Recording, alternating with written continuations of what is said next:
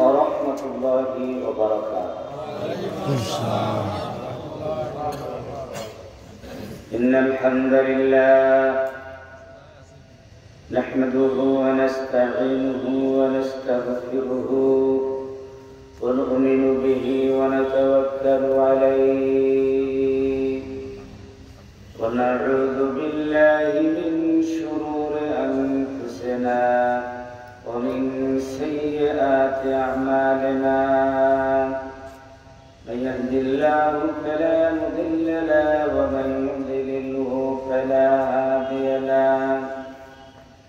ونشهد أن لا إله إلا الله وحده لا شريك له.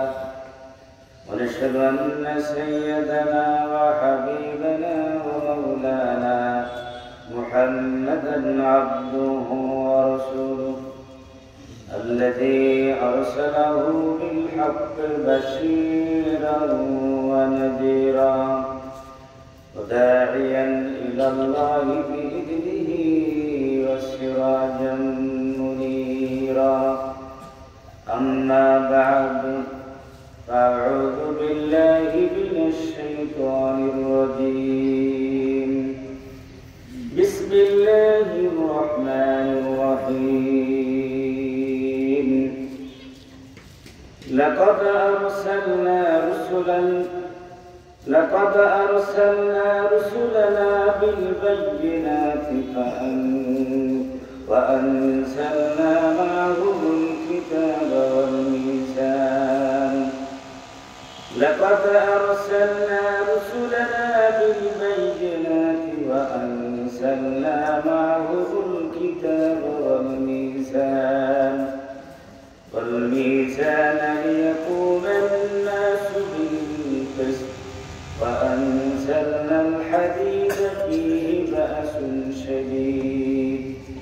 بأس شديد ومنافع للناس وليعلم الله من ينصره ورسله بالغيب إن الله قوي عزيز. صدق الله العلي العظيم. وقال سبحانه وتعالى في شان حبيبه ومحبوبه مخبرا وآمرا في كلامه المجيد وفرقانه الحميد. أعوذ بالله من الشيطان الرجيم. بسم الله الرحمن الرحيم. إن الله وملائكته يصلون على النبي يا أيها الذين آمنوا صلوا عليه وسلموا تسليما. اللهم صل على سيدنا محمد وعلى آل سيدنا প্রাণ করে মহব্বতের সাথে বলি আল্লাহুম্মা সাল্লি আলা সাইয়্যিদিনা মাওলানা ওয়া আলা আলি সাইয়্যিদিনা মাওলানা মুহাম্মদ বালাগাল হুদা বিকামালিহি أشرف الدجى بدماله حسنت جميع خصاله صلوا عليه وآله كونا يكون بلبل كترنم دينه سمن دهر में कलियों का तबस्सुम भी न हो बलावल मौला लिजमालिही कशफत दुजा बिजमालिही हसनत जमीअ खिसालिही सल्लू अलैहि वालिही उतर कर गारे हिरा से सोए कौम आया एक नुस्खे की मियासत लाया बलावल मौला बिजमालिही कशफत दुजा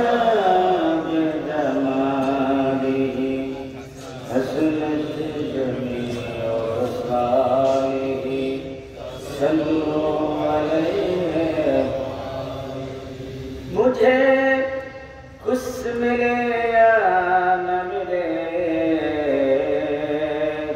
अगर मुहम्मद मिले यारी वो शायरी जैसे अल्लाह मिले बलावल मौला बिजमालिही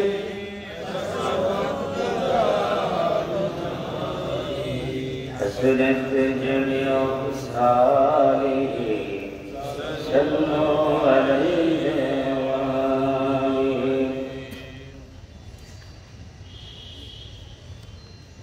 বান্দরবান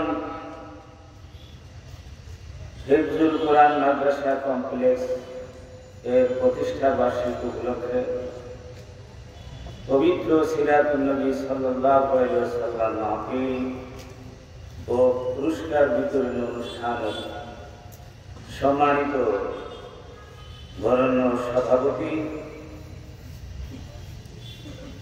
হিফজুল কোরআন মাদ্রাসা কমপ্লেক্স বান্দরবানের সম্মানিত পরিচালক এবং বান্দরবান কেন্দ্রীয় জামে মসজিদের সম্মানিত খতিব প্রখ্যাত আলেম দ্বীন বিশিষ্ট ইসলামী চিন্তাবিদ হযরত আল্লামা জনাব মাওলানা আলাউদ্দিন ইমামি সাহেব মাদ্দাদুল্লাহ আলাইহি আজকে মাহফিলের প্রধান মেহমান বান্দরবান পার্বত্য জেলা পরিষদের সম্মানিত সদস্য জনাব মোহাম্মদ নাসির উদ্দিন সাহেব, বিশেষ মেহমান হযরত হাফেজ মাওলানা ইউনুস সাহেব, ইমাম খতিব হাফেজগুনা কেন্দ্রীয় জামে মসজিদ বান্দরবান। আরো আলোচনা করেছেন হযরত হাফেজ কারি মাওলানা মোহাম্মদ ফজলুল হক, ইমাম খতিব জশপুর জামে মসজিদ বান্দরবান। দিগার হযরত উলামা کرام, মুরব্বিয়ানে দম, তরুণ এবং যুবক ভাইয়েরা, পার্শ্ববর্তী এলাকার পর্দার আড়ালের মা ও বোনেরা, আমরা মহান আল্লাহ সুবহানাহু ওয়া তাআলা দরবারে আলিশানে হৃদয় নিংড়ানো ভালোবাসা উজাড় করে অত্যন্ত বিনয়ের সাথে অসংখ্য শুকরিয়া জ্ঞাপন করছি। মহান আল্লাহ সুবহানাহু ওয়া তাআলা দয়া করে মায়া করে আমাদেরকে আজকের এই হিফজুল কোরআন মাদ্রাসার প্রতিষ্ঠা বার্ষিকী এই মাহফিলে আমাদেরকে স্বতঃস্ফূর্তভাবে অংশগ্রহণ করার সুযোগ করে দিলেন। সেই মহান মুনিবের দরবারে আমরা শুকরগুজার হচ্ছি। আমরা সকলে পড়ছি আলহামদুলিল্লাহ। জবান খুলে জোরে সোরে আওয়াজ খুলে মহব্বতের সাথে বলি আলহামদুলিল্লাহ, আরো একবার করি আলহামদুলিল্লাহ হামদান কাসীরান তয়্যিবান মুবারাকান ফি ইয়া রাব্বি লাকাল হামদু কামা ইয়ানবাগি লিজালালি ওয়াজহিকা ওয়া আযীমি সুলতান ইয়া রাব্বি লাকাল হামদু বিল ঈমান ওয়া লাকাল হামদু বিল ইসলাম ولك الحمد بالقرآن إنك خلقتنا ورزقتنا وهديتنا يا رب العالمين সম্মানিত হাজিরিন আপনারা সবাই কেমন আছেন আলহামদুলিল্লাহ আমরা সবাই ভালো আছি আজকের এই মাহফিলে যোগদান করতে পেরে নিশ্চয়ই আমরা সবাই আপ্লুত আনন্দিত এবং গর্বিত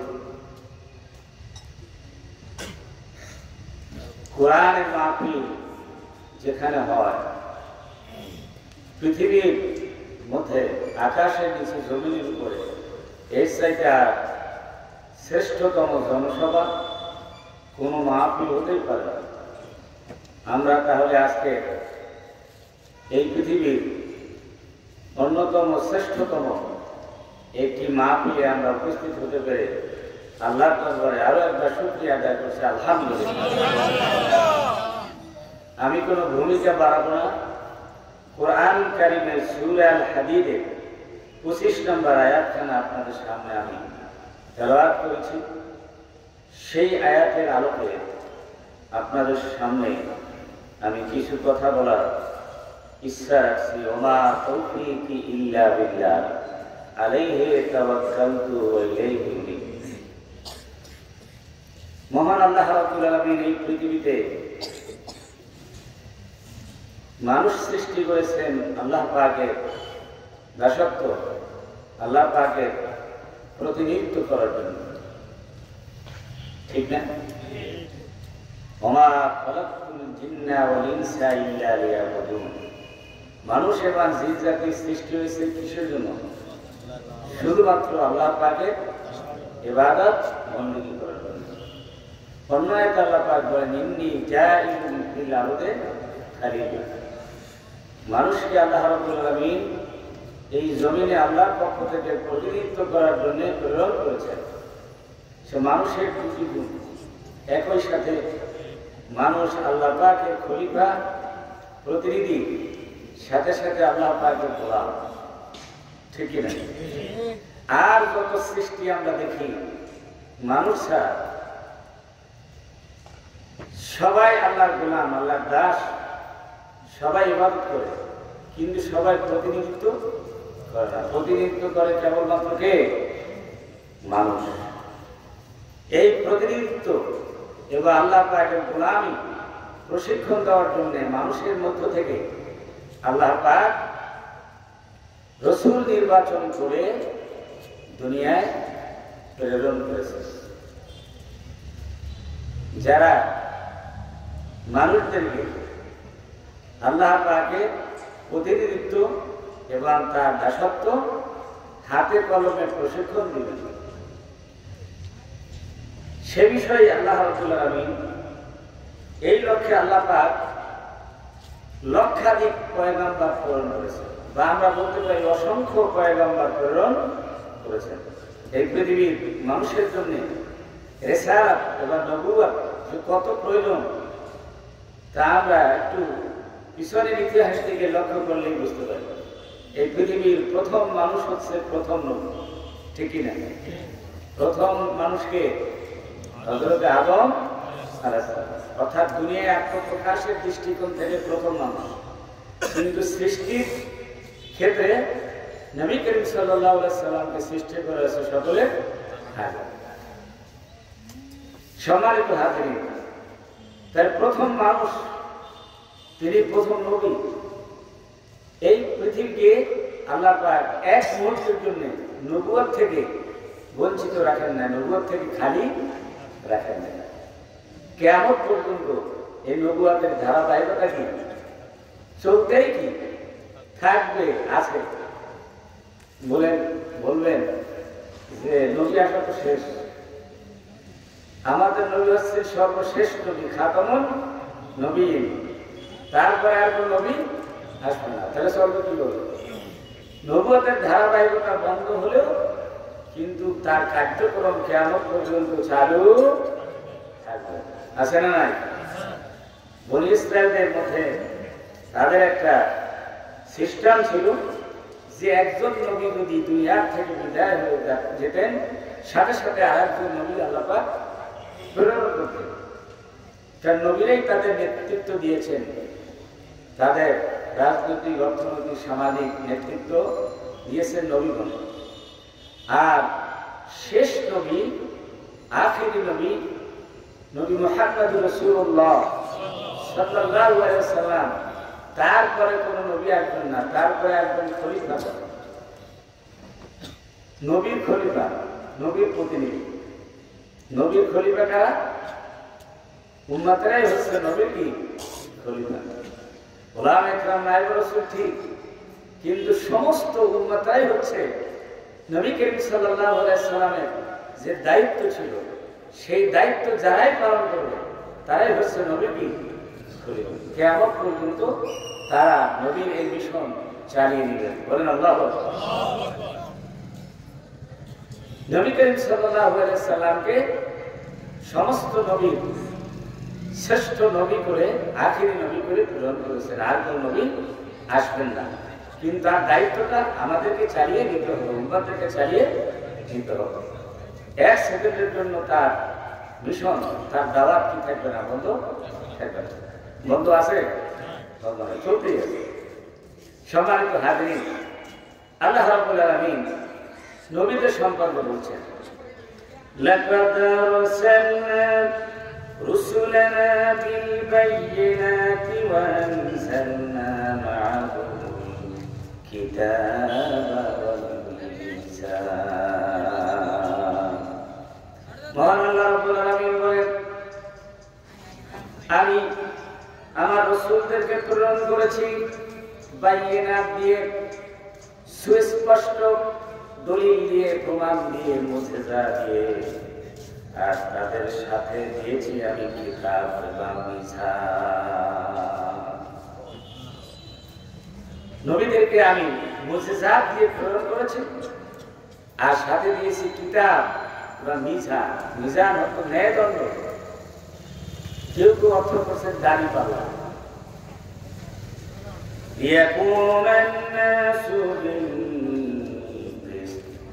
যাতে করে লোকেরা ন্যায় প্রতিষ্ঠা করতে পারে, ন্যায় বিচার প্রতিষ্ঠা করতে পারে, জীবনের সকল ক্ষেত্রে ন্যায় নীতি প্রতিষ্ঠা করতে পারে। সেই জন্য আমি রাসূলদেরকে মুজিজা দিয়েছি, কিতাব দিয়েছি, মিজান দিয়েছি। وأنزلنا الحديد فيه بأس شديد, আর আমি তাতে দিয়েছি হাদিদ, লোহা, লৌহদণ্ড আমি প্রেরণ করেছি। বাসুন শাদীদ, ফিহে বাসুন শাদীদ, যার মধ্যে রয়েছে প্রচন্ড শক্তি। লোহার মধ্যে শক্তি কম না বেশি? লোহা ভাঙতে পারবেন সরাসরি? লোহা অনেক শক্তি না? অনেক শক্তি লোহার। এবার মানুষের জন্য রয়েছে অনেক কল্যাণ, অভূত কল্যাণ এবং উপকার।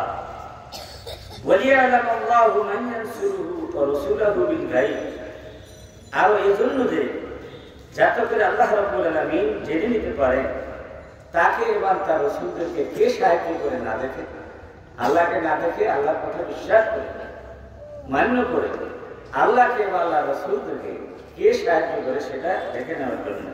ইন্নাল্লাহা কাওয়িয়্যুন আযীজ, আল্লাহ রাব্বুল আলামিন হচ্ছেন তিনি সর্বশক্তিমান, তিনি হচ্ছেন পরাক্রমশালী। এ হলো আয়াতের সরল তর্জমা। আল্লাহ রাব্বুল আলামিন দুনিয়ায় রাসূল প্রেরণ করেছেন, নবী প্রেরণ করেছেন, তাদেরকে তিনটা জিনিস দিয়েছেন। এইখানে এই আয়াতের মধ্যে আছে, একটা হলো মুজিজা, আর একটা হলো কিতাব, আর আর একটা হলো কি মিজাজ। এই পৃথিবীতে যত নবী রাসূল প্রেরণ করেছেন আল্লাহ পাক তাদেরকে তিনটা জিনিস দিয়েছেন। একটা হলো ওহী, আর একটা হলো উন্নত চরিত্র, আর একটা হলো মুজিজা। দুনিয়ায় নেতা নির্বাচিত হয়, এমপি, চেয়ারম্যান, মেম্বার, মন্ত্রী হয় কিসের মাধ্যমে বলেন? ভোটের মাধ্যমে। বলেন না, কথা বলেন না। কিসের মাধ্যমে? ভোটের মাধ্যমে, ইলেকশনের মাধ্যমে। কিন্তু পৃথিবীতে এমন কোন নবী আসছে ইলেকশনের মাধ্যমে? নবীরা হয় সিলেক্ট। এই সিলেক্ট করে কে? পৃথিবীর মানুষ, ফেরেশতা, জিন। কে করে? আল্লাহ রাব্বুল আলামিন। আল্লাহ রাব্বুল আলামিন মানুষের মধ্য থেকে সিলেক্ট করে, নির্বাচিত করে আল্লাহ পাক বাছাই করে মানুষের সামনে উপস্থাপন করেন। আর এটাই বলেন যে আল্লাহ রাব্বুল আলামিন প্রেরণ করছেন। যেহেতু নির্বাচনটা হয়, সিলেক্ট হয় আল্লাহর নিকট, সেই জন্য নুজুল বলা হচ্ছে যে রাসূল প্রেরণ করেছেন। রাসূল নতুবা আমাদের মাঝে আছে, জোরে বলেন ঠিক না? রাসূল তো দুনিয়াতেই আছে, যাকে পাঠাইছেন তিনি দুনিয়াতে আছেন না? তাহলে ওর পাঠাইলেন কোথেকে? যেহেতু পাঠানোটার নির্দেশ কোথেকে আসছে? উপরের থেকে, আল্লাহ থেকে আসছে, সেই জন্য বলা হচ্ছে রাসূল প্রেরণ করেছে। আমার বন্ধু, সুতরাং তিনটা জিনিস দিয়েছে। এই তিনটা জিনিস ইচ্ছে করলে পৃথিবীর কোনো মানুষ অর্জন করতে পারবে না। অর্জন করতে কি পারবে না। এটা কার দান? আরো দরবার কার? আল্লাহ দান। আল্লাহই বাছাই করে তিনি নবী প্রেরণ করবেন। কে নবী হবে? মানুষেরা বাছাই করতে কি পারবে না। মানুষের বাছাইয়ের ভিতরে ভুল আছে না নাই? জোরে করে আছে না নাই? অনেক সময় দেখা যায় সমাজের ভিতরে চোর, ডাকাত, লম্পট, বাটপার নির্বাচিত হয়ে যায়। আসলে সেই লোকটা কি সমাজে নেতৃত্ব দেওয়ার জন্য উপযুক্ত? কথা বলে উপযুক্ত? তাহলে সে নির্বাচিত হলে কি করে? ওই যে মানুষের ভুল সিদ্ধান্ত নিয়েছে, ঠিক কিনা? ভুল সিদ্ধান্তের কারণে সে নির্বাচিত হয়েছে। আসলে নির্বাচিত হওয়া ছিল তাকওয়াবান, সৎ, ভালো, আমানতদার, মানবিক, সন্ত্রাস মুক্ত, ফেসিবাদ মুক্ত, জোরে বলে ঠিক কিনা? সেরকম মানুষ নির্বাচিত হওয়ার দরকার ছিল। তো অনেক সময় মানুষ নির্বাচন করতে কি, সিলেক্ট করতে কি পারে না। এই জন্য আল্লাহ পাক নবী নির্বাচন করে দিয়েছেন, সিলেক্ট করে দিয়েছেন নিজ দায়িত্বে। বলেন আল্লাহু আকবার। তাহলে প্রত্যেক নবীকে কয়টা জিনিস আল্লাহ পাক দিয়েছেন? তিনটা। একটা হলো ওহী। ওহী আসতেই হবে, ওহী ছাড়া কোনো নবী হবে না।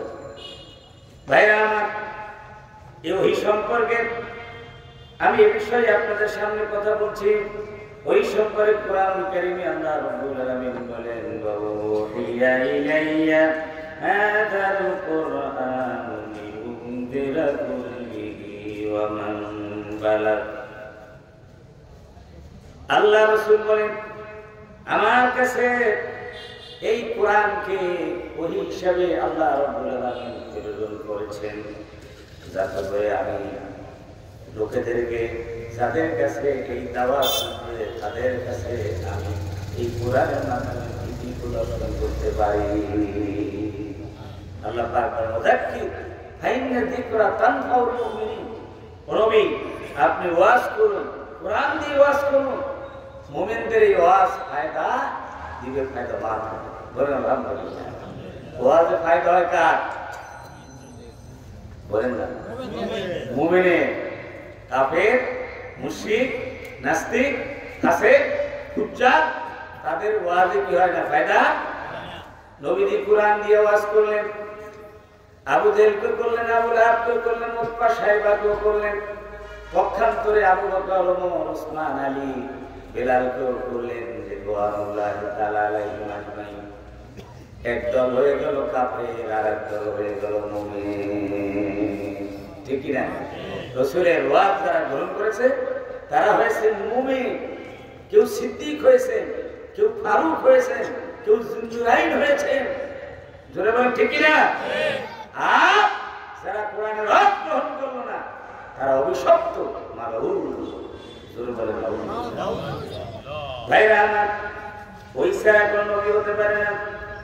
আল্লাহ রাব্বুল আলামিন কোরআনুল কারীমে সূরা সূরা 51 নম্বর আয়াতে আল্লাহ পাক বলেন, ওয়ামা কানা লিবাশারিন আন ইউকাল্লিমাহুল্লাহু ইল্লা ওয়াহইয়ান আও মিন ওয়ারা'i হিজাব আও ইউরসিলা রাসূলান ফায়ুহি বিইذনিহি মা ইয়াশা ইন্নাহু আলিয়্যুন হাকীম।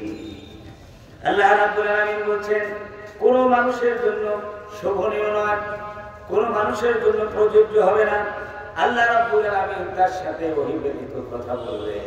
ওই প্রত্যাদেশ ছাড়া কোন মানুষের সাথে আল্লাহ রাব্বুল আলামিন সরাসরি কথা বলেন না।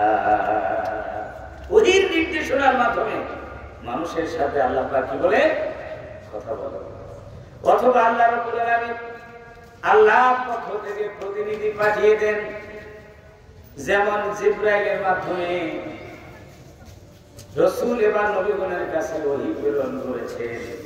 অথবা পর্দার আড়াল থেকে আল্লাহ রাব্বুল আলামিন নবীদের সাথে কথা বলেছেন। সুবহানাল্লাহ। ওহী অবতীর্ণ হওয়ার তিনটি মানে পদ্ধতি এখানে বর্ণনা করা হয়েছে। এছাড়াও আরো অনেক 7-8টা পদ্ধতি কি আছে ওই আসা। এখানে বলেছে সরাসরি নবীর অন্তরের ভিতরে আল্লাহর নির্দেশ নিক্ষেপিত করে দিয়ে, অথবা পর্দার আড়াল থেকে, যেমন মূসা আলাইহিস সালামের সাথে আল্লাহ পাক পর্দার আড়াল থেকে কথা বলেছেন, অথবা কোন প্রতিনিধি বাহক পাঠিয়ে আল্লাহ পাক নবীদের কাছে ওহী প্রেরণ করেন। যেমন হযরত ঈসা হযরত জিবরাইল আলাইহিস সালামকে বাণী বাহক হিসেবে পাঠাতেন। এই ওহী সম্পর্কে আল্লাহ রাব্বুল আলামিন আরো বলেছেন, কোরআন কারীম আমাদের সামনে যে কোরআন আমরা পড়ি, এটা ওহীর সমষ্টি। জোরে বলেন ঠিক কি না? ওহী হলো দুই প্রকার। ওহী কয় প্রকার? এক প্রকার হলো ওহী মাতলু, যে ওহী তেলাওয়াত করা হয় সালাতের মধ্যে। আর এক প্রকার ওহী হলো গায়রে মাতলু, যা তেলাওয়াত করা হয় না, সেটা হলো হাদিস। জমিউল হাদিস, জমিউস সুন্নাহ, শরহুল লিল কোরআন। এটা কোরআনে কি ব্যাখ্যা, এটাকে ওহী বলা হয়। কোরআন হলো সরাসরি ওহী মাতলু, তেলাওয়াত করা হয়, আর হাদিস হলো ওহী গায়রে মাতলু। এই যে ওহী কোরআন, এটা কার কথা? আরো বলবেন কার? এটা কোনো নবীর কথা না, আল্লাহর কথা শুধু শুনাইয়া দিতেন নবী করিম সাল্লাল্লাহু আলাইহি ওয়াসাল্লাম। এই প্রসঙ্গে আল্লাহ রাব্বুল আলামিন বলেন, ওমা ইয়ানতিকু আনিল হাওয়া ইন হুয়া ইল্লা ওহীয়ুহা। মুহাম্মদ হারগিজ না গুপ্তা, তা না গুপ্তা জিবরাইল হারগিজ না গুপ্তা, তা না গুপ্তা রব্বুল জলিল। মুহাম্মদ সাল্লাল্লাহু আলাইহি ওয়াসাল্লাম ততক্ষণ পর্যন্ত জাতির সামনে কোনো কথা বলতেন না, যতক্ষণ পর্যন্ত জিবরাইল আলাইহিস সালাম এসে নবীর কাছে ওহী না করতেন। আর জিবরাইল ততক্ষণ পর্যন্ত কোনো নির্দেশনা নিয়ে আসতে পারতেন না, যতক্ষণ পর্যন্ত আমার আল্লাহ রাব্বুল আলামিন তাকে না পাঠাতেন। সুবহানাল্লাহ। তাহলে মূল প্রত্যাদেশের মালিক কে? আর নবী করিম সাল্লাল্লাহু আলাইহি ওয়াসাল্লাম যত কথা বলছেন, তিনি কোনো বানাইয়া কথা বলেন নাই। কিসের মাধ্যমে বলেছেন? ওহীর মাধ্যমে। তাহলে সেই কথাগুলো সকলের মানা কি কর্তব্য না? ভাইরা, নবী করিম সাল্লাল্লাহু আলাইহি ওয়াসাল্লাম কোনো বানিয়ে কথা বলেন নাই। আল্লাহ পাক বলেন, ইন্নাহু লাকাউলু রাসূলিন কারীম ওয়া মা হুয়া বিকাউলি শাইরিন কালিলাম মা তুমিনুন। লোকেরা মাঝে মধ্যে বলতো যে কোনো কবির কথা, কোন গণকের কথা। আল্লাহ রাব্বুল আলামিনের প্রতিবাদ করে কোরআনুল কারীমে বলছেন, ইন্নাহু লাকাউলু রাসূলিন কারীম, একজন সম্মানিত বাণী বাহকের বাণী, অর্থাৎ যার মাধ্যমে আমি প্রেরণ করেছি জিবরাইল, তিনি একজন সম্মানিত বাণীবাহক, তিনি আমার পক্ষ থেকে কোরআন এসেছেন।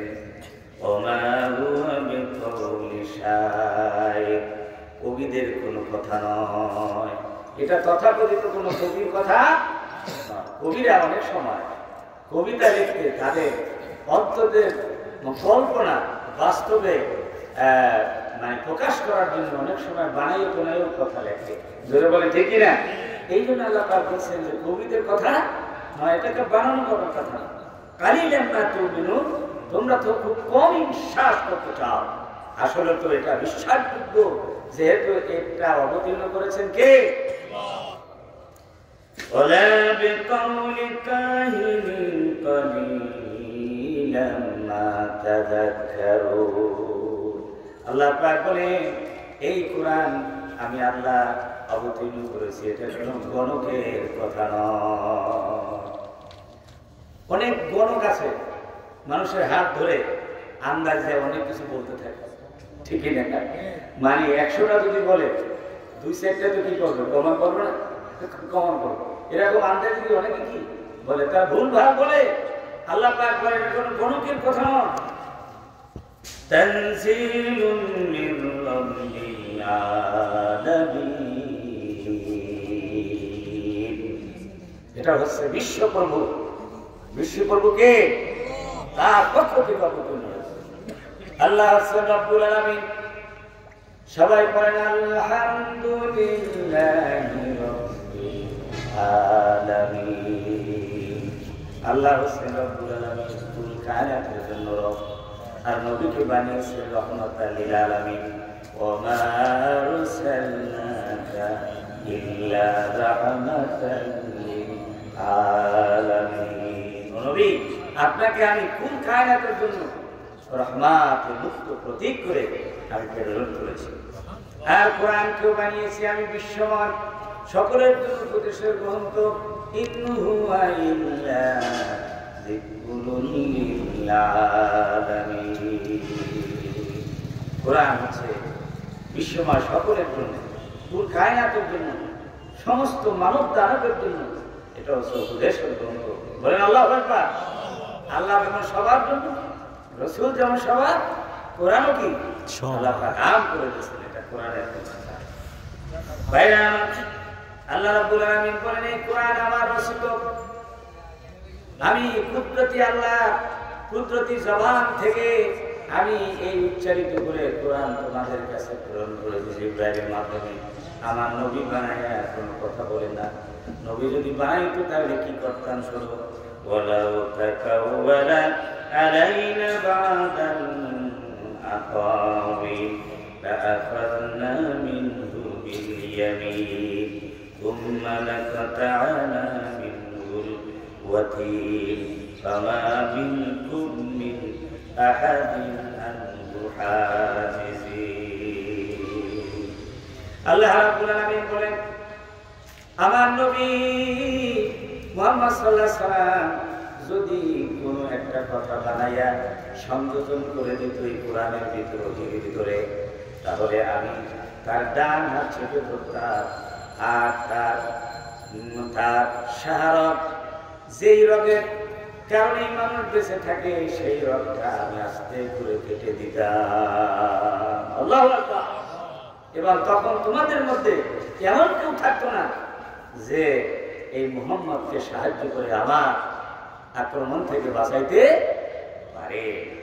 ওয়া ইন্নাহু লাতাযকিরাতুল লিল মুত্তাকিন। শুনে রাখো, এই কোরআন শরীফ হচ্ছে, এটা হচ্ছে ওহী, এটা হচ্ছে তোমাদের জন্য উপদেশের গ্রন্থ, যারা তোমাদের মধ্যে মুত্তাকি আর মুমিনে কামেল, যে পরিপূর্ণ মুমিন, তার জন্য হচ্ছে এই কোরআন হচ্ছে তার জন্য উপদেশের গ্রন্থ।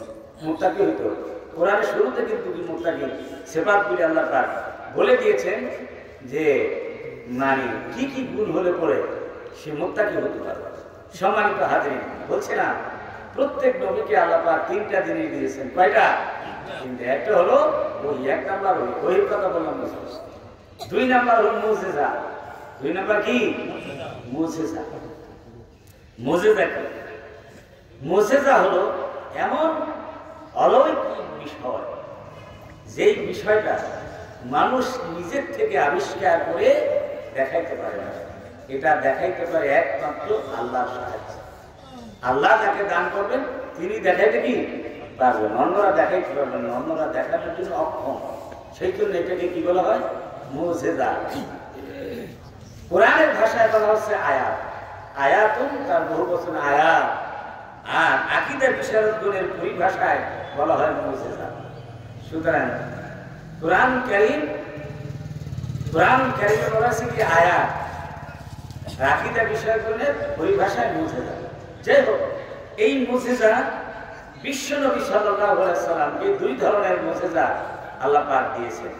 এক ধরনের মুজিজা ইন্দ্রিয় গ্রাহ্য মুজিজা, আর দ্বিতীয় হচ্ছে জ্ঞানগত মুজিজা। বাহ্যিকভাবে দেখা যায় সেরকম কিছু মুজিজা, আর হচ্ছে জ্ঞানগত মুজিজা। এত মুজিজা আল্লাহ রাসূলকে দিয়েছেন, এত মুজিজা কোন নবীকে আল্লাহ পাক দেন না। বলেন আল্লাহু আকবার। ভাইরা আমার, ইন্দ্রিয় গ্রাহ্য মুজিজা যেমন নবী করিম সাল্লাল্লাহু আলাইহি সাল্লামের শিশুকাল থেকেই আল্লাহ নবী যখন গর্ভে ছিলেন মায়ের, তখন থেকেই প্রকাশ হওয়া শুরু করেছিল। সুবহানাল্লাহ।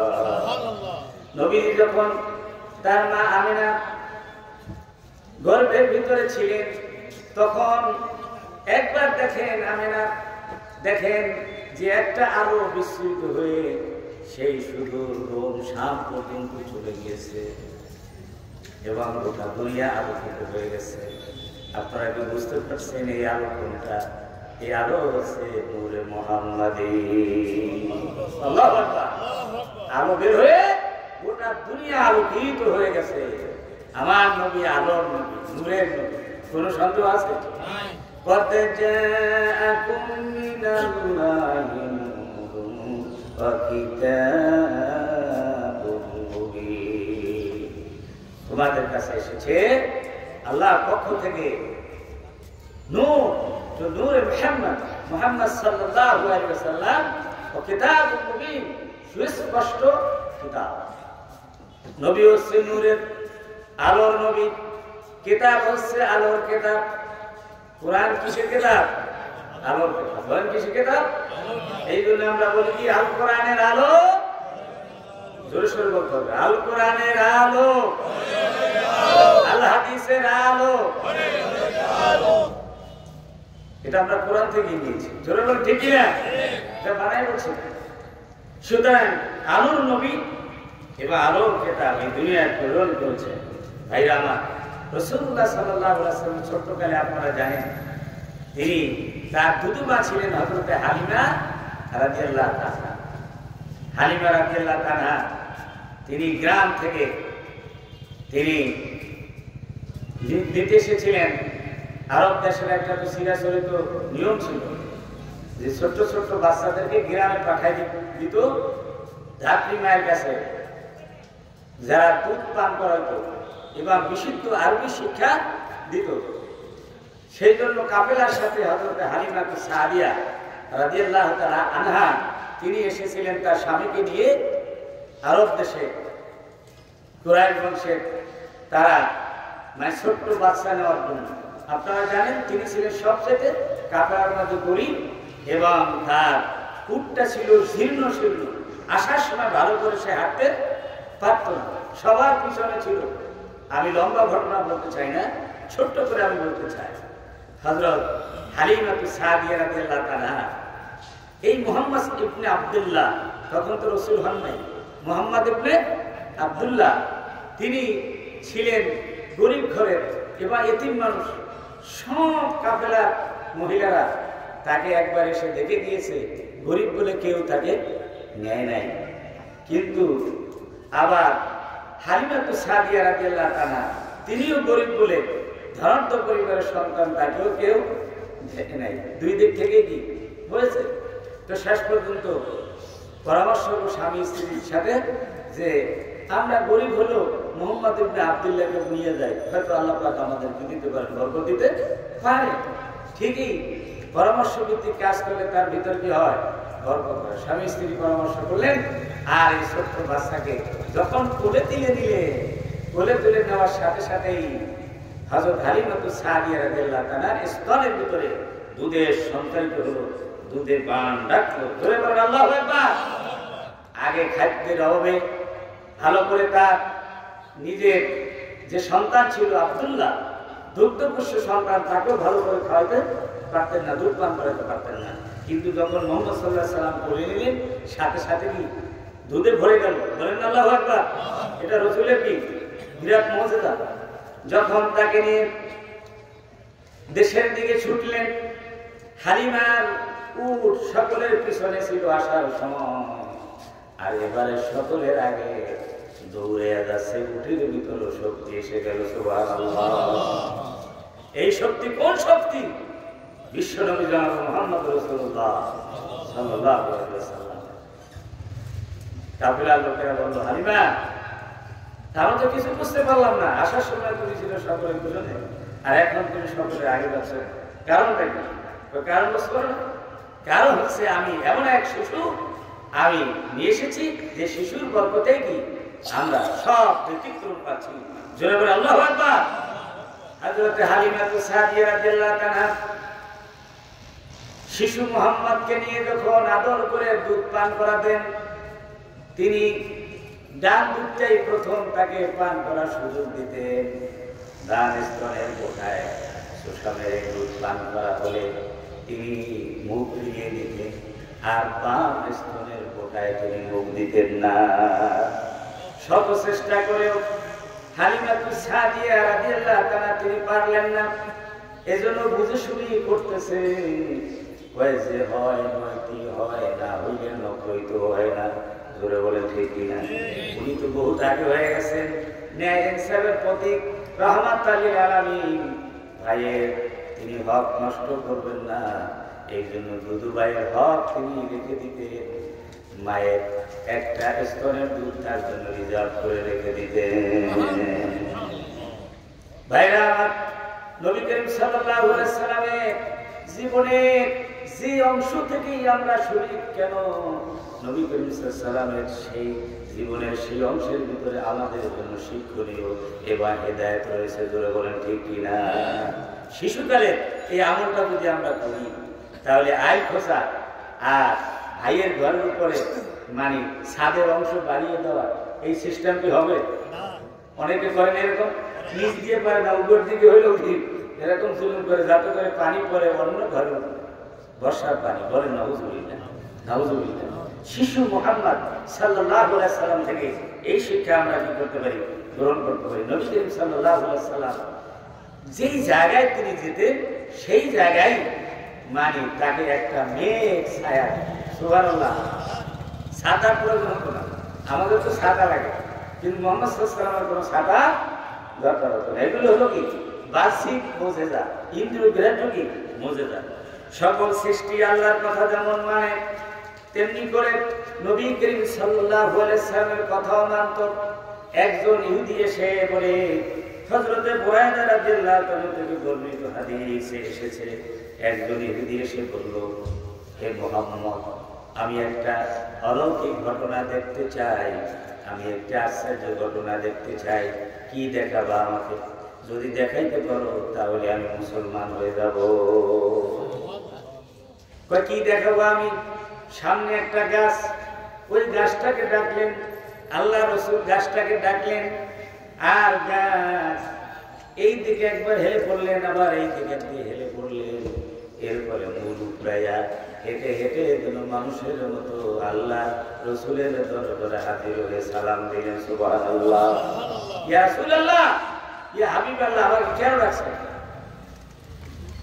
ইহুদি দেখার সাথে সাথে করে নিল, আশহাদু আল্লা ইলাহা ইল্লাল্লাহু ওয়াহদাহু লা শারীকা লাহু ওয়া আশহাদু আন্না মুহাম্মাদান আবদুহু ওয়া রাসূলুহু। আল্লাহু আকবার। আতা শাজারু ওয়া নাতাকাল আজালু। ঠিক কি না? গাছে হেঁটে আসে নবীর কথায়, পাথর কথা বলে মুষ্টি অবস্থায়। আবু জেহেল বলে, আবু জেহেল বাতিজারে অনেক কিছু তুমি দেখাইতে পারো। বলে, আর কি দেখাবো? আমার মুষ্টিবদ্ধ, আমার মুষ্টির ভিতরে, আমার মুঠের ভিতরে কি আছে যদি তুমি বলতে পারো তাহলে আমি তোমার উপরে ঈমান আনবো। মুহাম্মদ সাল্লাল্লাহু আলাইহি সাল্লাম বলেন, চাচা আবু জেহেল, আমি বলবো না, বরং তোমার হাতের মধ্যে যা আছে ওই জিনিসটা যদি আমাকে সাক্ষ্য দেয় তাহলে ঈমান আনবে কিনা। তাহলে আরো বেশি আনবো। ঠিক আছে, এই কথাটাই সুন্দরভাবে আল্লামা রুমি রহমাতুল্লাহ বলেছেন, সংগাহা আন্দার কপে জাহাল গো বলতে আয় আহমদ প্রভু কি সিস্তে সু গল তুমি খাই গগয়ন কাসানা ইয়া গগয়ন আকে বানা কি মোরা বলতে শেষ পারায় হজরে দর দস্তে তুস বৈষ্ণবে আজহারিয়াকে তসবিহ দা। আল্লাহু আকবার।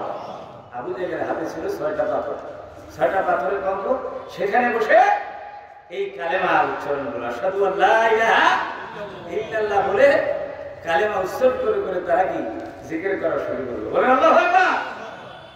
আর মিয়া তাকদীর কি ফয়সালা, হেদায়েত যদি তাকদীরে না থাকে তাহলে কেউ হেদায়েত করতে পারবে? আল্লাহ যদি কেউ হেদায়েত না দেয় কাউকে তাহলে হেদায়েত হতে পারবে? আবু জেহেল বলে, ভাতিজারে বুঝতে পারছি তুমি পাথরের মধ্যে জাদু লাগাইছো। বললাম হেদায়েত ভাই কি আছে? নাই। আমার বন্ধুগণ, আপনারা জানেন আবু জেহেল সব আরবের কাফেররা একত্রিত হয়ে বলল, মোহাম্মদ তুমি তো জমিনে অনেক কিছু দেখাইলে, এবার আকাশে চলো, আকাশের দিকে দেখি। ওই চাঁদের আকাশে যে সুন্দর চাঁদটা আছে, ওই চাঁদটি তো আমরা কেউ ধরতে পারি না। তোমার কাছে বলি, ওই চাঁদকে যদি আমাদের কাছে এনে দিতে পারো তাহলে আমরা ঈমান আনবো। আসলে আনবে, ঈমান আনবে? ওই চাঁদ এনে দিল কি ঈমান আনবে না। আল্লাহ নবী এটা মুতাওয়াতির রিওয়ায়াতের ভিতরে আছে, আব্দুল মাসউদ রাদিয়াল্লাহু তাআলা বলেন, যতগুলি রিওয়ায়াতের ভিতরে সকল কামারের কথা আছে, চাঁদ বিদীর্ণ হওয়ার কথা আছে, সব রিওয়ায়াতগুলি মুতাওয়াতির পর্যায়ে, অর্থাৎ এই রিওয়ায়াতগুলি সবগুলি গ্রহণযোগ্য এবং মুতাওয়াত। এই চাঁদকে আল্লাহ নবী দ্বিখণ্ডিত করেছিলেন, নবীজি ইশারা করলেন আঙ্গুল দিয়ে, আর চাঁদ দ্বিখণ্ডিত হয়ে গেল। এটা মিনার কাছে দ্বিখণ্ডিত হয়েছে, মাঝখানে একটা পাহাড় ছিল, দুই পাশে 2 খণ্ড পড়ে গেছে। তখন অসংখ্য মানুষ দেখতে পেয়েছে। জোরে বলুন সুবহানাল্লাহ। আবু জেহেল বলে, ভাতিজারে তুমি তো জমিনে জাদু লাগাইছো, এবার তুমি চাঁদের ভিতরে জাদু লাগাইছো। জোরে বলেন নাউজুবিল্লাহ। হেদায়েত ভাগ্যে নাই। হেদায়েত দান মানে কে? আল্লাহ। এই জন্য ভাইজান, আমরা অনেক দোয়া করি, কিন্তু একটা দোয়া আমরা কম করি। আমরা আল্লাহর কাছে টাকা চাই, পয়সা চাই, ব্যবসা বাণিজ্য চাই, চাকরি চাই, বেকারত্ব দূর চাই, ওষুধ থেকে ভালো চাই, সম্মান চাই, ইজ্জত চাই, জোরে বলেন ঠিক না? কিন্তু একটা আন্তরিকতার সাথে খুব কম চাই, সেটা হলো হেদায়েত। সেটা কি? এই ব্যাপারে আমরা কি থাকি? গাফেল থাকি। এই ব্যাপারে আমরা কি থাকি? গাফেল থাকি। জিকির করেন লা ইলাহা ইল্লাল্লাহ, জোরে জোরে লা ইলাহা ইল্লাল্লাহ, আরো জোরে লা ইলাহা লা ইলাহা ইল্লাল্লাহ মুহাম্মাদুর রাসূলুল্লাহ। ভাইরা আমার, এই জন্য আল্লাহ রাব্বুল আলামিন তিনি জানেন যে আমার বান্দারা গাফেল থাকবে, এই জন্য প্রতিদিন 5 বার সালাতে এই হিদায়াতের দোয়া করার জন্য আল্লাহ পাক ব্যবস্থা করে দিয়েছে। আমরা সূরা ফাতিহা শরীফ পড়ি কিনা নামাজে? এই সূরা ফাতিহার ভিতরে একটা আয়াত আছে না, ইহদিনাস সিরাতাল মুস্তাকিম সিরাতাল্লাযীনা আন'আমতা আলাইহিম গায়রিল মাগদুবি আলাইহিম ওয়ালাদ-দাল্লিন। এইজন্য আমাদেরকে বেশি বেশি কি করতে হবে? হেদায়েতের দোয়া করতে হবে। হেদায়েত দেওয়া মানে কে? যদি হেদায়েত না থাকে, আপনার টাকা আছে, পয়সা আছে, ব্যবসা আছে, বাণিজ্য আছে, ক্ষমতা আছে, হামকে তমকে সব আছে, কিন্তু হেদায়েত নাই, আজান দিলে মসজিদে যাওয়া হয় না, ফজরের সময় আজান দিলে আমি ঘুম থেকে উঠি না, কোরআন পড়া হয় না।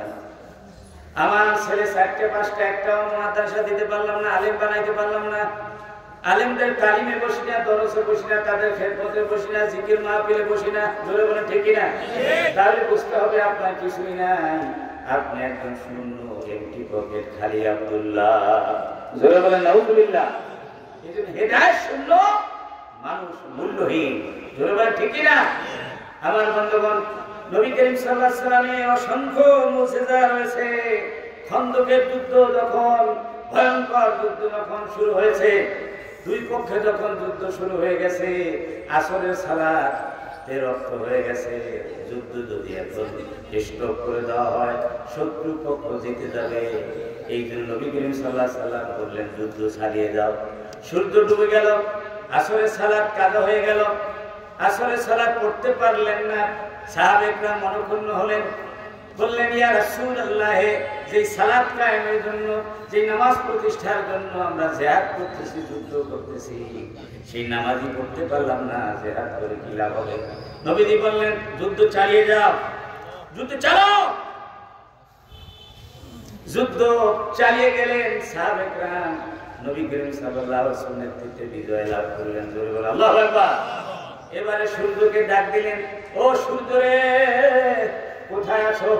আল্লাহ নবী ইশারা দেওয়ার সাথে সাথে সূর্য আবার উদিত হলো। আবার আসরের সালাত সবাই একসাথে পড়লেন, সূর্য আবার যথাস্থানে চলে গেল। জোরে বলে আল্লাহু আকবার। এটা হলো নবীর মুজিজা। ইশারা সে সাদ কে, इशारा से साद को टुकड़ा किए, डूबे हुए सूरज को बुलाइए, ये हुए दिन को असर किए, ये था वो थवा तुम्हारे लिए। अल्लाह अकबर। আল্লাহ নবী আঙ্গুলের ইশারা দিয়ে চাঁদকে টুকরা করে দিলেন, দ্বিখণ্ডিত করে দিলেন। দুনিয়ার কেউ পারবে নাকি? পারবে? আবার সূর্য অস্ত গেল, অস্তমিত সূর্য আবার ডেকে উঠালেন, আবার সন্ধ্যা হয়ে গেল, আবার আসর করালেন, নামাজ পড়লেন। এই যে মুজিজা, এইটা আল্লাহ পাক তাকে দান করেছেন। সুবহানাল্লাহ। ভাইরা আমার, তিনি যেমন মানুষের কথা বুঝতেন, ঠিক তেমনি করে পশু পাখির কথা বুঝতেন। মদিনার বাজারে একজন কসাই প্রতিদিনের মতো তিনি গোশত বিক্রয় করার জন্য একটা খাসি হাজির করলো। খাসিকে তখন জবাই করা শুরু করলেন। খাসি তার হাত থেকে ছুটে পালালো। এবারে খাসির পিছনে পিছনে কসাই দৌড়াইতে লাগলো, দৌড়ে ধরতে পারে না। অনেকক্ষণ দৌড়ানোর পরে এই খাসি গিয়া বিশ্ব নবী রহমাতুল লিল আলামিনের দরবারে গিয়ে উপস্থিত। সালাম দিয়ে নবীর সামনে বসে পড়লেন। অনেকক্ষণ পর হাঁপাইতে হাঁপাইতে ওই কসাই গিয়া উপস্থিত, নবীকে সালাম দিয়া বললেন, ইয়া রাসূলুল্লাহ, ইয়া হাবিবাল্লাহ, বুঝতেই পারতেছেন আমি একজন কসাই, প্রতিদিনের মতো আমি বাজারে গোশত বিক্রয় করার জন্য ওই খাসিটি নিয়েছিলাম। খাসি আমার হাত থেকে ছুটে পালালো। জীবন বাঁচানোর জন্য বিশ্ব নবী রহমাতুল লিল আলামিনের দরবারে এসেছে। এখন আমি তো কিছুই বলতে পারবো না, আপনার রায়, আপনার অভিমত। সুবহানাল্লাহ। আমি তো হালাল গোশত বিক্রয় করার জন্য টাকা নিয়েছি, বিক্রয় করবো, ব্যস্ত, আমার বউগুলা খাওয়াবো। নবীজি খাসিটিকে কাছে ডাকলেন, অর্থাৎ তার কান ধরলেন, কানে কানে কি জন্য বললেন, কি মন্ত্র পড়ে দিলেন, আর বললেন, কসাই এবারে চলে যাও তোমার খাসি নিয়ে, এবারে আর পালাবে না। সে জীবন দেওয়ার জন্য রাজি হয়ে গেছে। সুবহানাল্লাহ।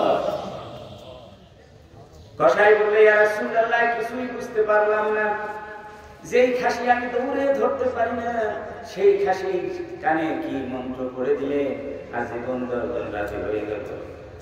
আল্লাহ রাসূল বলেন, আল্লাহর বান্দা, তুমি জানো না আমি আর কিছু বলি নাই, আমি বলছি, খাসি রে, এই দুনিয়ায় তোমার সৃষ্টি কেন, তোমাকে কেন আল্লাহ সৃষ্টি করেছেন তা কি তুমি জানো? আল্লাহ রাব্বুল আলামিন আশরাফুল মাখলুকাত, মানুষকে আল্লাহ পাকের প্রতিনিধি, আল্লাহর গোলাম তৈরি করেছেন। মানুষকে প্রতিনিধি হিসেবে তৈরি করে গোটা পৃথিবী সাজিয়েছে, আকাশ বাতাস সুন্দর করে, সাগর পাহাড় নদী খাল বিল পশু পাখি দিয়ে সাজিয়েছেন, আর সবাইকে বানিয়েছেন ওই মানুষের খাদেম। সুবহানাল্লাহ। ও খাকিরে, তুমি জবাই হয়ে, তুমি গোশত হয়ে উনুনের ভিতরে তোমাকে জ্বালাইয়া, তোমাকে পাক করে মানুষের হালাল খাদ্য হিসেবে তোমাকে আল্লাহ রাব্বুল আলামিন নির্ধারণ করেছেন। মানুষের হালাল খাদ্য হয়ে তুমি মানুষের উপকার করবে, মানুষ আল্লাহর উপকার করবে, আল্লাহর ইবাদত করবে, সেই জন্য তোমাকে সৃষ্টি করেছেন মানুষের খেদমত করার জন্য। সুবহানাল্লাহ। সুতরাং তুমি আল্লাহর হুকুম বাস্তবায়নের জন্য, মানুষের হালাল খাদ্য খাওয়ার জন্য তুমি তোমার জীবন দেওয়ার জন্য রাজি হয়ে যাও। আল্লাহু আকবার। খুশুর কথা শুনে কিনা? আল্লাহর কথা শুনে রাসূলের কথা কি শুনে? ওয়ালাহু আসসালামা মান ফিস সামাওয়াতি ওয়াল আরদি তাওয়া ওয়া কারহা। আকাশে যা কিছু আছে, জমিনে যা কিছু আছে, সবাই আল্লাহর কথা শুনে, ইচ্ছায় নবীর কথাও শুনে। জোরে বলে ঠিক কিনা? কিন্তু আমরা মানুষ, আমরা বড় চালাক, আমরা বড় বুদ্ধিমান মনে করি, আমরা কিন্তু আল্লাহর আইন মানতে চাই না। জোরে বলে ঠিক কিনা? আল্লাহর আইন মানতে চাই না, আল্লাহর হুকুম মানতে চাই না। অথচ বলে ইনিল হুকমু ইল্লা হুকুমান তমকা, আইন মানতে আল্লাহ। এইভাবে অসংখ্য ৩,৫০০-এর উপরে মুজিজা আছে রাসূলের। কত করব? সারা রাত ফুরিয়ে যাবে বলতে বলতে, তারপর কি আমরা শেষ হবে? নবীর কোন গান বললে শেষ করা যাবে না। আমার বন্ধুগণ, এরপর জ্ঞানগত মুজিজা আল্লাহ নবীকে, আল্লাহ নবী বলেছেন এই দুনিয়া শুরু এবং শেষ পর্যন্ত তো মানব নবী রাসূল এসেছে, সকলকে যে জ্ঞান দান করা হয়েছে, এই সকলের জ্ঞান আমি আল্লাহ রাসূল একাকে দিয়েছেন। সুবহানাল্লাহ। আল্লাহ রাসূলকে এত জ্ঞান দিয়েছেন। আল্লামা বুসির রহমাতুল্লাহ বলেন, কুল্লুহুম মির রাসূলিল্লাহি মুনতাবিসুন গুরফাত মিনাল বাহরি আও রাশফাত মিনাদ দিয়ামি। আল্লামা বুসির রহমাতুল্লাহ নবীর আশিক, তিনি কবিতা লেখে, তার সর্বগায়ে কুষ্ঠ রোগ হয়েছিল, এই কুষ্ঠ রোগ থেকে ভালো হয়েছেন। বলেন আল্লাহু আকবার। বুসির রহমাতুল্লাহ বলেছেন, সারা পৃথিবী জুড়ে মুষলধারে যদি বৃষ্টি হয়, ওই বৃষ্টির ভিতরে এক ফোঁটা বৃষ্টি, অথবা সাগরের ভিতরে আঙ্গুল চুপিয়ে দাও, ওই আঙ্গুলের মাথায় এক ফোঁটা পানি যদি ওঠে, এই পানিটুকুর পরিমাণ, এক ফোঁটা বৃষ্টি পরিমাণ সারা পৃথিবীর মানব দানবের জ্ঞান।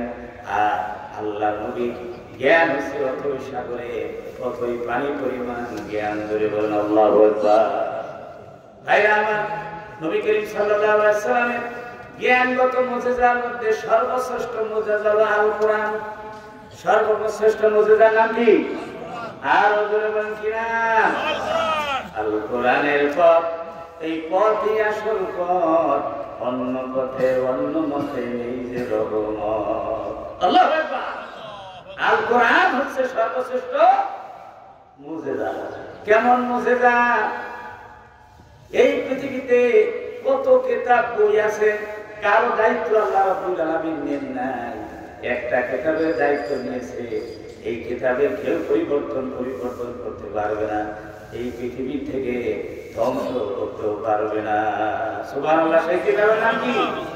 ইন্না নাহনু নাযালনা যিকরা ওয়া ইন্না লাহু লাহাফিজুন। আল্লাহ পাক বলেন, আমি কোরআন নাযিল করেছি, আর এই কোরআনের হেফাজতের দায়িত্ব আমি আল্লাহর হাতে, আমার হাতে নিজ হাতে রেখেছি। আল্লাহ যদি হেফাজত করতে চান, কাউকে সেই বেষ্টনী থেকে বের করে কেউ ধ্বংস করতে পারবে নাকি? জোরবান পারবে? লৌহে মাহফুজের মধ্যে লেখা আছে, সেখান থেকে একটা কপি দুনিয়া পাঠিয়ে দিয়েছেন। সারা পৃথিবী জুড়ে ইমানদারদের হাতে হাতে আছে, ঠিক কিনা? মুখে মুখে আছে, অন্তরে অন্তরে আছে। বলেন আল্লাহু আকবার। কোরআন শরীফ এত বড় মুজিজা, এই পৃথিবীতে কত কিতাব নাযিল হয়েছে, তাওরাত, ইনজিল, জবুর, আর মানব রচিত ত্রিপিটক, তারপর রামায়ণ, মহাভারত, এসব কিতাবের কোনো হাফেজ পাওয়া যাবে নাকি? জোরে বলে পাওয়া যাবে না। হাফেজ পাওয়া দরকার কোরআনে। হাজার হাজার না, লক্ষ লক্ষ কোটি কোটি হাফেজ পাওয়া দরকার। আল্লাহু আকবার। অন্য কিতাব মুখস্থ করা সহজ নয়, কিন্তু কোরআন শরীফ মুখস্থ করা সহজ, আর দীর্ঘদিন অন্তরে অন্তঃস্থিত করে রাখাও সহজ। সুবহানাল্লাহ। আল্লাহ পাক এটা সহজ করে দিয়েছেন। আল্লাহ পাক বলেন, হাল মিন মুত্তাকির, আসলে কি কেউ এই কোরআন থেকে তোমরা উপকৃত হবে? ভাইরা আমার, কেমন অভিনব পদ্ধতিতে আল্লাহ পাক হেফাজত করছেন দেখেন। এক্সরে মেশিনের সামনে, ডায়াগনস্টিক সেন্টারে যদি গিয়ে এক্সরে মেশিনের সামনে যদি আপনি দাঁড়ান, আপনার শরীরের ভিতরে কোন জায়গায় কি রোগ ব্যথা বেদনা, কোন জায়গায় কি আছে না আছে সব কিছু ধরা পড়বে কিনা, ধরা পড়বে কিনা? এরপরে ডাক্তার লিখে দেখবে কম্পিউটার দেখে এই রোগ আছে, কিন্তু বলেন দেখি একজন হাফেজ সাহেবকে এক্সরে মেশিনের সামনে দাঁড় করাইলে কোরআন কোন জায়গায় আছে 30 পাতা 6666 যায় মেশিনের মধ্যে ধরা পড়বে নাকি? ধরা পড়বে? তাহলে সোরারা চুরি করতে চাইলেও পারবে না। ধরে বলেন ঠিক কিনা? কোরআনের পূর্ণতা দানকারী কে? হেফাজতকারী কে? পৃথিবীতে অন্য কিতাবের আপনি অন্ধ হাফেজ পাবেন না, কিন্তু কোরআনের হাজার হাজার অন্ধ হাফেজ আছে। জীবনে মাদার যা অন্ধ, মায়ের পেট থেকে অন্ধ অবস্থা দুনিয়াতে আসছে, একবারও একটা আলিফও দেখে নাই, বাও দেখে নাই, ইয়েও দেখে নাই, কিন্তু আলিফ থেকে শুরু করে শেষ পর্যন্ত অক্ষরগুলি গ্রহণ করতে পারে। এই অক্ষরগুলি দিয়ে সংযোজিত হয়ে 6666 আয়াত কোরআন যে রচিত হয়েছে, সেই কোরআন হেফজ করে তার অন্তরের ভিতরে রাখতে পারে, তারাবি পড়াইতে পারে। সুবহানাল্লাহ। এর থেকে বড় মর্যাদা কি হতে পারে? আমার বন্ধুগণ, এই কোরআন যার যার অন্তরে থাকবে তারা হলো আল্লাহ পরিবারের সদস্য। তারা আল্লাহ পরিবারের ইন্না লিল্লাহি ওয়া ইন্না মিনান নাস। নবীজি বলেছেন, মানুষের মধ্য থেকে কিছু মানুষ আছে যারা আল্লাহর পরিবারের সদস্য। সুবহানাল্লাহ। ভাই করে বাড়ি, বাড়ি হলো আমার ওই চেয়ারম্যান সাহেবের বাড়ির পাশে। বাড়ি কোথায়? কোমক পীর সাহেবের বাড়ির পাশে। ঠিক না? কেন এই কথা বলে নিজে একটু ব্যক্তিত্ব অর্জন করতে চায়? কম তো না, চেয়ারম্যানের বাড়ির লোক। ঠিক না? পীর সাহেবের বাড়ি কি লোক, পীর সাহেবের পরিবারের লোক কম কি? কিন্তু আল্লাহ রাসূল বলেন, যারা কোরআনের ধারক বাহক, হাফেজ, আলেম, কারি এবং কোরআনকে যারা সাহায্য করে, সহানুভূতি করে, তারা সবাই হচ্ছে আল্লাহর পরিবারের সদস্য। চিৎকার দিয়ে বলেন আলহামদুলিল্লাহ। আমরা কি আল্লাহর পরিবারের সদস্য হতে চাই? কারা কারা চাই একটু হাত তুলে দেখায়। সে আল্লাহ, সেই গুণ দান করো, সেই আমল দান করো যে আমল করলে পরে তোমার পরিবারের সদস্য আমরা হতে পারবো। সকলে আল্লাহুম্মা আমিন। আমরা কি আল্লাহর পরিবারের সদস্য হতে চাই? সবাই হাত তুলে আমরা ওয়াদা করব। তাই নিজে যদি আলেম হন, কারি হন, হাফেজ হন, তাহলে আপনি আল্লাহর পরিবারের সদস্য হতে পারবেন। আপনার ছেলেকে যদি আপনি হাফেজ বানাইতে পারেন, আল্লাহর পরিবারের সদস্য হতে পারবেন। ছেলে নাই, ভাতিজা তো আছে, বোন পুত্র আছে, আছে কিনা? তাও নাই। প্রতিবেশীর মধ্যে কোনো ছেলে আছে না? নাই, আছে কিনা? তাহলে আপনার যে প্রতিবেশী ছেলে, আমাদের এই যে বান্দরবান মানে হেফজুল কোরআন মাদ্রাসা কমপ্লেক্সে যদি আপনি ভর্তি করায় দেন একজন প্রতিবেশী ছেলে, আপনি তাশকিল করে দাওয়াত দিয়ে, তাহলে আপনি আহলে কোরআন হবেন এবং আপনি আহলুল্লাহ হবেন। সুবহানাল্লাহ বলে। তাও নাই, আশেপাশেও কোনো লোক নেই, আশেপাশে কোনো লোক নেই, দূরের থেকে দূরে 3 ছেলে যায় না। আপনি যদি টাকা পয়সা দিয়ে তাকে যদি হেফজ করান, তাকে আলেম বানান, কারি বানান, তাহলেও আপনি আহলুল্লাহ হবেন, আহলে কোরআন হবে। কোরআনের ধারক বাহক, কোরআনের ধারক বাহককে সম্মান করা আল্লাহকে সম্মান করার নাম অন্ত। বলেন না আল্লাহু আকবার। এই আমার সুতরাং এই মাদ্রাসায় আমার ভাই বলেছেন, আমার সম্মানিত ভাই প্রখ্যাত আলেম দ্বীন, যারা আলেম তৈরি করেন, ওয়াইজ তৈরি করেন এবং ইসলামের দাওয়াত দেন, যারা মুসলমানদের মধ্যে ঐক্যের দাওয়াত দেন, সেই রকম এক মহান ব্যক্তিত্ব এই যে আমাদের আল্লামা আলাউদ্দিন ইমামি মাদ্দাদিলুল আলী, তার তত্ত্বাবধানে এই মাদ্রাসাটা চলছে। ঠিক না? তাহলে এই মাদ্রাসা দিন দিন উন্নতি হোক, ছাত্র ছাত্রী বেশি হোক, এটা আপনারা চান কিনা? এটা কি আসবে চট্টগ্রাম টাউন থেকে, বাঁশখালী থেকে, কথা বলে না, ওই ইয়ে থেকে, রাঙ্গামাটি থেকে, মাইশা থেকে আসবে? কোথেকে আসবে? এই এলাকা বান্দরবান থেকেই বেশি আসবে। হয়তো দুই একজন দূর থেকে আসতে পারে, সেই পরিবেশ যদি আপনারা সৃষ্টি করতে পারেন, বোর্ডিং এ থাকার যদি হোস্টেল সিস্টেম করতে পারেন তাহলে আসতে পারবে, ঠিক না? তাহলে আপনাদের সকলকে সহযোগিতা করা দরকার না? হাতি ক্রয় করা সহজ, লালন করা খুব। ক্রয় করছেন বলে পালন করতে পারেন না, এই জন্য হাতি মারিয়ে দেবেন, কথা বলেন। হাতি মারি হবে নাকি? মাদ্রাসা দেওয়া হয়ে গেছে, কেউ না কেউ দিবেন, উদ্যোগ দিতে হবে, কিন্তু সকলকে সাহায্য করতে হবে, এটা নৈতিক দায়িত্ব। জোরে বলে ঠিক না? আমার হযরত ইব্রাহিম আলাইহিস সালাম ডাক দিলেন, আযিম ফিন নাস বিল হক। আল্লাহ পাক বলেন, ইব্রাহিম তুমি ডাক দাও, হজের আযান দাও।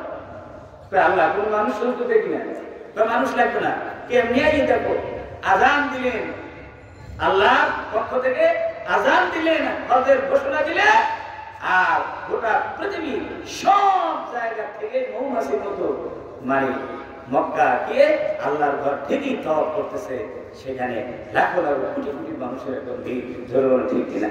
সুতরাং আমাদের আল্লামা আলাউদ্দিন ইমামি সাহেব মাদ্দাদ্দিনুল আলী আমাদের সকলের পক্ষ থেকে, বান্দরবাসীর পক্ষ থেকে, মানে বান্দরবানবাসীর পক্ষ থেকে উনি আযান দিয়েছেন কোরআনের আলো ছড়ানোর জন্য। ধরে বলেন ঠিক কিনা? আমরা ওনার আযানে সাড়া দিয়ে আমরা ওনার মুক্তাদি হয়ে গেল, ঠিক কিনা?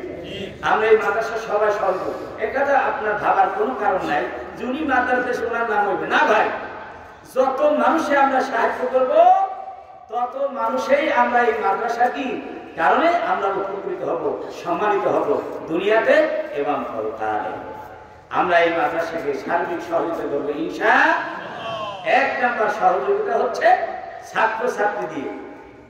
নিজের কলিজার টুকরা ধন যদি আপনি মাদ্রাসায় না পড়ান, আলেম না বানান, তাহলে তো সমাজ অন্ধকার হয়ে থাকবে। ধরে বলেন ঠিক কিনা?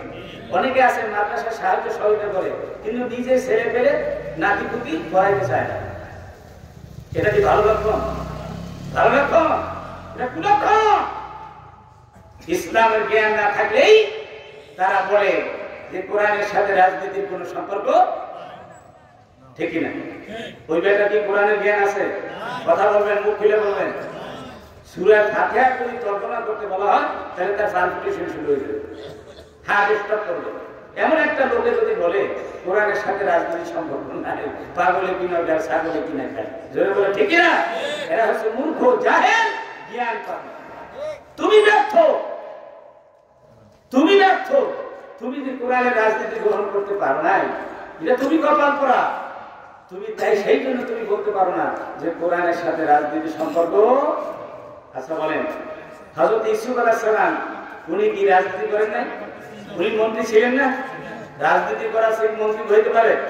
কথা বলে না, মন্ত্রী হতে পারে? বিশ্বনবী কত বছর রাষ্ট্র চালাইছেন? 10 বছর মদিনায় রাষ্ট্র চালাইছে না? কি দিয়ে? কোরআন দিয়ে চালাইছে না? আমাদের সাইদ খলিফা হযরত আবু বকর, হযরত ওমর, ওসমান, আলী রাদিয়াল্লাহু তাআলা আলাইহিম আজমাইন, ওরা খেলাফত আমলে কি দিয়ে চালাইছেন? কোরআন দিয়ে চালাইছেন না? আল্লাহ পাক কোরআনে কি বলেন? ইনিল হুকমু ইল্লা, আইন চলবে কার? হুকুম চলবে কার? হালাল হারামের কথা কোরআনে আছে না নাই? ন্যায় ইনসাফের কথা কোরআনে আছে না নাই? আর কোরআন তো রাজনীতি দিয়ে ভরা। আরে বাবা, রাজনীতি হচ্ছে সকল নীতির শ্রেষ্ঠ নীতি।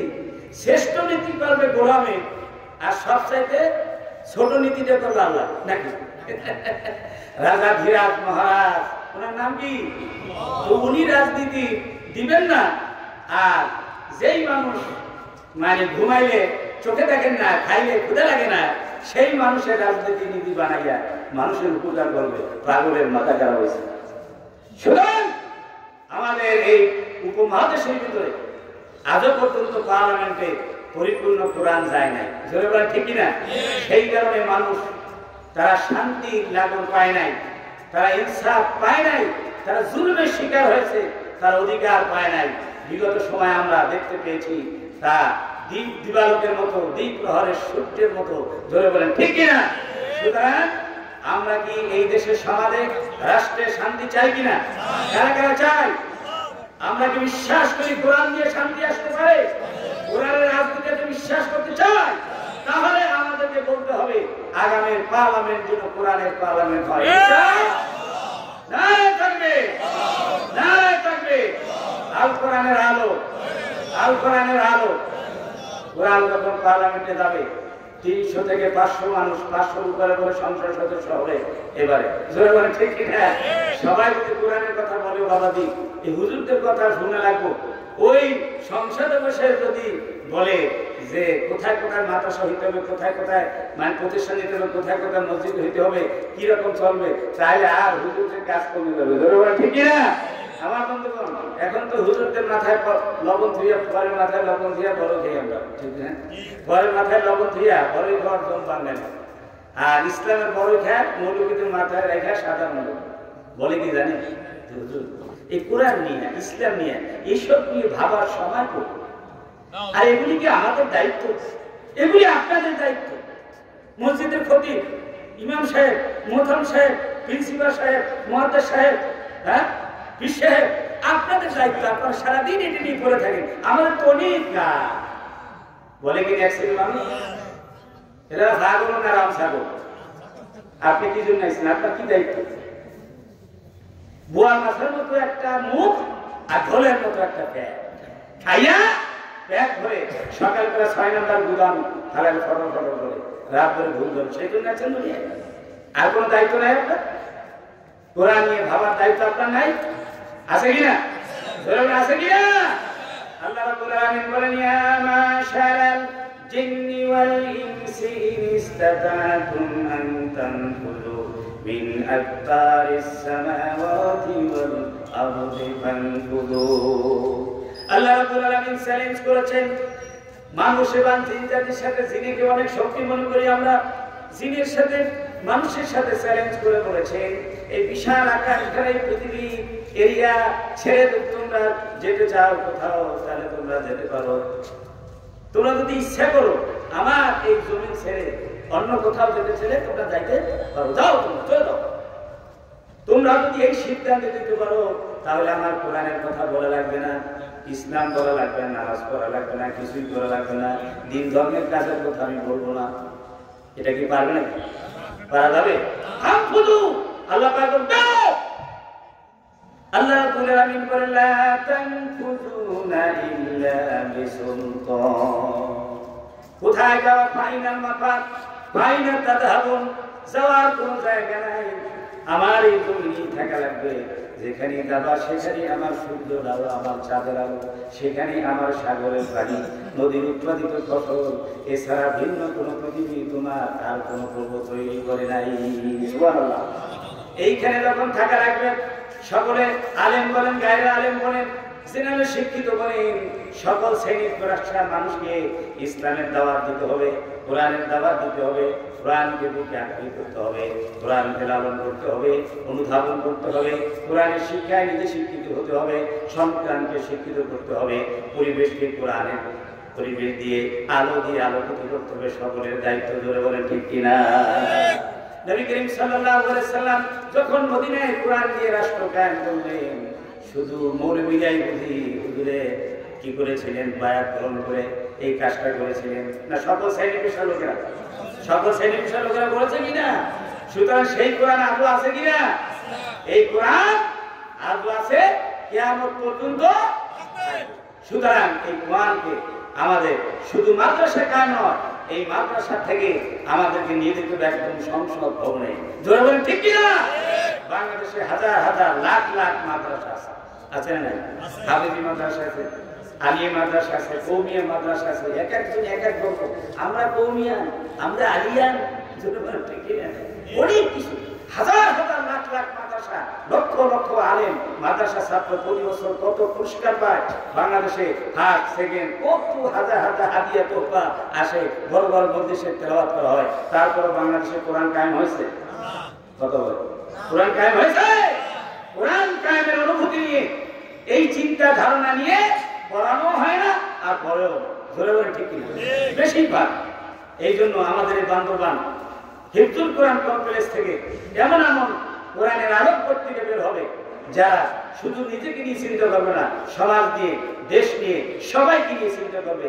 তারা এক একজন আলোক পত্রিকা হবে সমাজের জন্য এবং দেশের জন্য, কোরআনের আলোয় আলোকিত করবে। নিজে আলোকিত হবে, পরিবার, সমাজ, দেশকে আলোকিত করবে এই আশাবাদ ব্যক্ত করতেছি। এই জন্য আপনাদের সকলের সাহায্য চাই, সহযোগিতা চাই। আপনারা সকলের সাহায্য সহযোগিতা করবেন। অনেক ভাই কথা বলছেন, জায়গা দিয়ে বিভিন্নভাবে মানে সহযোগিতা করছেন। যারা সহযোগিতা করছেন এবার যারা, তাদেরকে অনেক অনেক ধন্যবাদ, মোবারকবাদ। তারা যারা সাহায্য করতে পারেনি এখনো, তারা এগিয়ে আসেন। আপনারা অল্প অল্প অল্প দিয়ে আপনারা সাহায্য করেন, সেটাও ইনশাআল্লাহ মহিরূপ হয়ে যাবে। কি বলেন, ঠিক না? আল্লাহ পাক সবাইকে সাহায্য করার, এই মাদ্রাসাকে সহযোগিতা করার, আমার ভাইকে সহযোগিতা করার সকলকে আহ্বান জানাচ্ছি। আল্লাহ পাক তৌফিক দান করেন সকল, আল্লাহুম্মা আমিন। আরেকটি কথা বলবো, তিনটা কথা বলছিলাম। সমস্ত নবীকে আল্লাহ পাক তিনটা জিনিস দিয়েছে। একটা হলো ওহী, আরেকটা হলো মুজিজা, আরেকটা হলো উত্তম চরিত্র। উত্তম চরিত্রের কথা কি বলা হয় না, আমি কয়েক লাইনের ভিতরে আমি শেষ করে দেব। উত্তম চরিত্র, এই পৃথিবীতে মানুষ উত্তম চরিত্র যদি অর্জন করতে পারে তাহলে তার জীবনের সেরা অর্জন।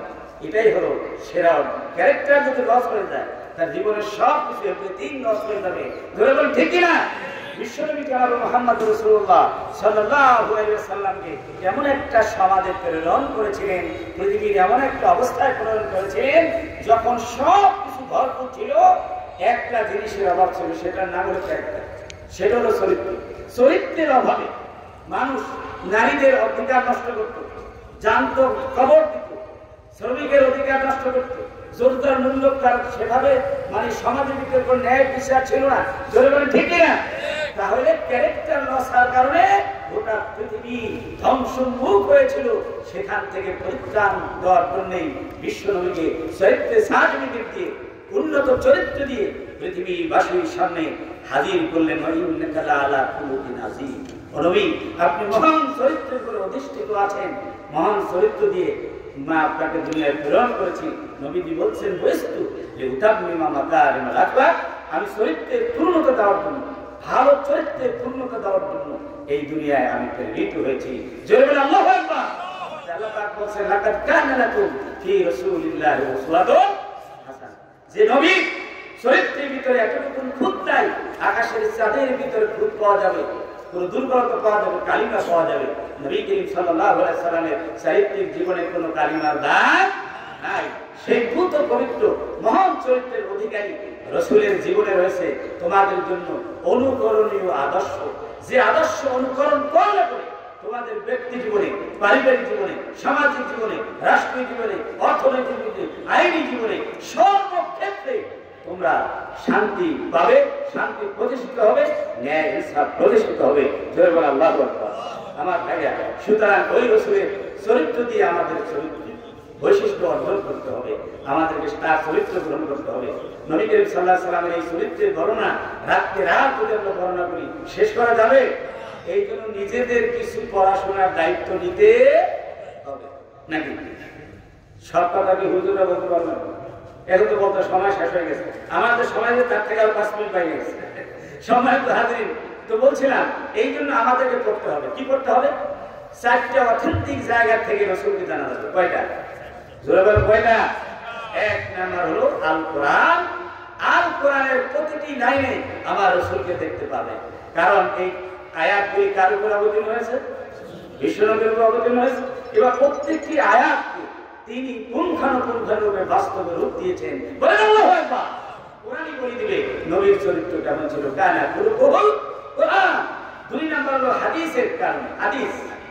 হাদিস শরীফ রাসূলুল্লাহ সাল্লাল্লাহু আলাইহি ওয়াসাল্লাম পবিত্র নূরানী জীবনের নিঃসৃত ভাষা, নূরানী মুখ দিয়ে, নূরানী জবান দিয়ে তিনি যে কথাগুলো বলেছেন, এটা কোরআনের ব্যাখ্যা। সেই হাদিস থেকে আপনারা জানতে পারবেন রাসূলকে। 3 নাম্বার হলো সাহাবায়ে কেরামদের জীবনী। সাহাবায়ে কেরামদের রাসূল বলেছেন, সাহাবায়ে কেরাম কেমন তোমরা জানো? আসহাবি ফি উম্মতি কাল মিলহি ফিত তাআম লা ইয়াসলুহু তাআমু ইল্লা বিল মিলহি। খানার ভিতরে যেমন লবণের মর্যাদা, তেমনি করে আমার উম্মতের ভিতরে আমার সাহাবীদের মর্যাদা। সুবহানাল্লাহ। লবণ ছাড়া খানা টেস্ট হয়? কথা বলে না, টেস্ট হয়? সাহাবায়ে কেরামদের অনুকরণ ছাড়া নবী করিম সাল্লাল্লাহু আলাইহি ওয়াসাল্লাম অনুকরণ করা যাবে না, টেস্ট করতে হবে না। এই জন্য সাহাবায়ে কেরামদেরকে অনুকরণ করতে হলে, নবীকে জানতে হলে। চতুর্থ হলো সিরাতের গ্রন্থ।